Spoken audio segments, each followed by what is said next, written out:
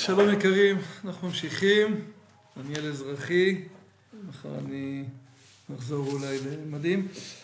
פרק ג' וישכם יהושע בבוקר וייסעו מהשיטים ויבואו עד הירדן.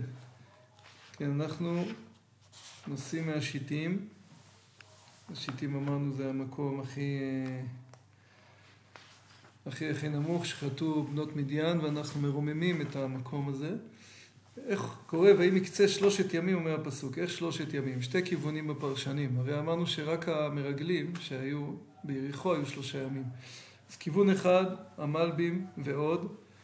הם אומרים שיהושע שלח את המרגלים, או בימים שהם היו באבל על משה. זאת אומרת, לפני שהוא אמר לשוטרים עוד 3 ימים, אנחנו עוברים את הירדן. קודם כל הוא אומר לשוטרים, תגידו לעם עוד 3 ימים עוברים את הירדן. אז הוא שולח את המרגלים, הוא שולח את המרגלים, ואחרי שהמרגלים חוזרים הוא אומר עוד 3 ימים. כיוון שני יש אותו בגרא ועוד מפרשים שהם מדברים שם על חצי ימים. אז יוצא שהם 3 ימים זה באמת יום וחצי, כאילו לילה יום לילה. ואחרי זה עוד יום, אז גם ככה זה מסתדר, תסתכלו במלבים, תסתכלו בגרא. בכל מקרה אחרי 3 ימים, ויצוו את העם, כן, השוטרים, קראותכם את ארון ברית השם, תהיו רחוק ממנו 2000 אמה, שזה מספר שיש מה להתעכב אבל לא עכשיו, ואז פעם ראשונה בפסוק ה' יהושע מדבר עם העם. מה המילה הראשונה שהוא אומר? ויאמר יהושע אל העם, התקדשו, כי מחר יעשה השם בקרבכם נפלאות. כן? תזמינו את עצמכם, להתקדש זה להתייחד, להזמין את עצמכם. המילה הראשונה שיהושע פוגש את העם זה להתקדש. ואחרי זה הוא פונה לכהנים, בדרך כלל הכהנים לא אלה שנושאים את הארון. עשו את ארון ברית השם ועברו לפני העם, בדרך כלל זה הלוויים, והם הולכים, נעמדים בתחילת הטור עם ארון הברית. ואז הקדוש ברוך הוא אומר ליהושע, אחי גדלך.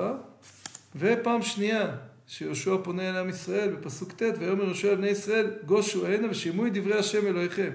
ויאמר יהושע בזאת תדעון כי אל חי בקרבכם והורש יוריש מבניכם את הכנעני, את החיתי, את החבי, את הפריזי, את הגשי והאמורי ויבסו. הנה ארון הברית אדון כל הארץ עבר לפניכם בירדן. ואז הוא נותן הדרכות, אבל רואים פעם ראשונה התקדשו, פעם שנייה אל חי בקרבכם. ממש כל הפתיח של הדיבור של יהושע עם העם זה דברי רוממות, התקדשו, אל חי בקרבכם. ואז הוא אומר להם לקחת 12 אנשים והוא ייתן להם את המשימה עוד מעט עם האבנים.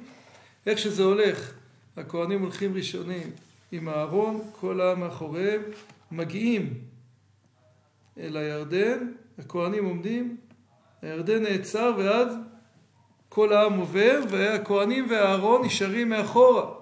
הרב ציוד היה אומר על זה שיש מצב כאילו עם ישראל נמצא בארץ ישראל בלי תורה, כי כולם עברו את הירדן והכהנים נמצאים, יש מצבים כאלה מסובכים, כאילו עם ישראל בלי תורה. ואז בפרק ד' ויהי כאשר תמו כל הגוי לעבור את הירדן, ויאמר השם ליהושע לאמור קחו לכם מן העם. כאן הרב רמר, רבא של הרב ישי, מסביר שגוי, מלשון גבייה, זה אוסף של עצמות בלי נשמה, נכון? אדם מת, הכל נמצא אבל אין נשמה. לפני שעברנו את הירדן אנחנו גוי, אוסף של עצמות, אוסף של אנשים פרטיים. אחרי שעברנו את הירדן ונכנסנו לארץ ישראל אנחנו עם. יש נשמה בתוך כל הגוף הזה. יהושע מצווה אותם לקחת 12 אבנים. הסוגיה הזאת של האבנים היא סוגיה מעניינת בתורני סביבתי, צריך לגעת בה. ואז הוא אומר למה? בפסוק ו' למען תהיה זאת עוד בקרבכם. כי ישאלו בניכם מחר לאמור מה האבנים האלה לכם? ואמרתם להם אשר נחרטו ממי הירדן מפני ארון ברית השם בעוברו בירדן נחרטו מהירדן והיו האבנים האלה זיכרון לבני ישראל עד עולם. תזכרו את הדברים האלה כשנגיע לסוף יהושע ו2.5 השבטים יקימו מזבח ועם ישראל ישלח אליהם נציגים ופנחס ויגידו להם מה עשיתם? מה אתם עובדים עבודה זרה? ואז הם עונים להם תשובה שממש מזכירה את התשובה הזאת. כן? הם אומרים להם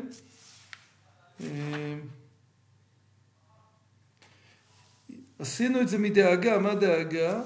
לאמור מחר יאמרו בניכם לבנינו, לאמור מה לכם ולהשם אלוהי ישראל. כן, ממש ביטויים דומים, כן? פה כי ישאלון בניכם מה זה, מחר, וגם פה מחר הילדים שלכם ידברו עם הילדים שלנו. אז כמו שכאן יש אבנים, שם יש מזבח לזיכרון.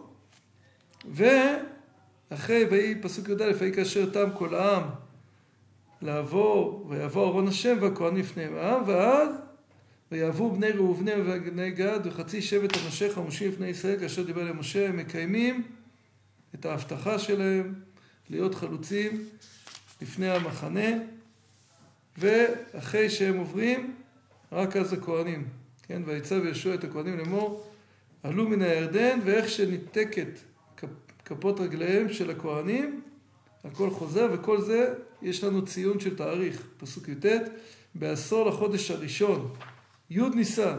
י' ניסן, אותו תאריך שגם היה שבת הגדול, שבו התחילה ההתחוללות של יציאת מצרים, זה גם התאריך שבו אנחנו עוברים את הירדן, שזה מאוד מעניין, זה יכול להיות שזה מחבר את הדברים, כן? יציאת מצרים, או הסיום שלה, או אבן דרך מאוד משמעותי, הוא בכניסה לארץ. וגם עוד דבר שמחבר בין הדברים, כמו שבמעמד הר סיני, הקדוש ברוך הוא כפה לנו רק כגיגית, גם כאן כתוב בפרשנים שקדוש ברוך הוא אמר להם, אם אתם לא עוברים את הירדן, הירדן יהרוג אתכם. כמו שאין לנו בחירה חופשית אם לקבל תורה, כי זה הטבע שלנו, אין לנו בחירה חופשית אם ניכנס לארץ ישראל. שתיהם זה הטבע שלנו. אני חוזר לפסוקים, הפסוק האחרון. נסתיים למען דעת כל עמי הארץ את יד השם, כי חזקה היא למען יראתם את השם אלוהיכם כל הימים. כן? צריכים לספר את זה, והודעתם בבניכם את מעמד קריאת ים סוף, מעבר הירדן, שהוא אות ברית בין הקדוש ברוך הוא לבינינו. עד כאן פרקים ג' ד'.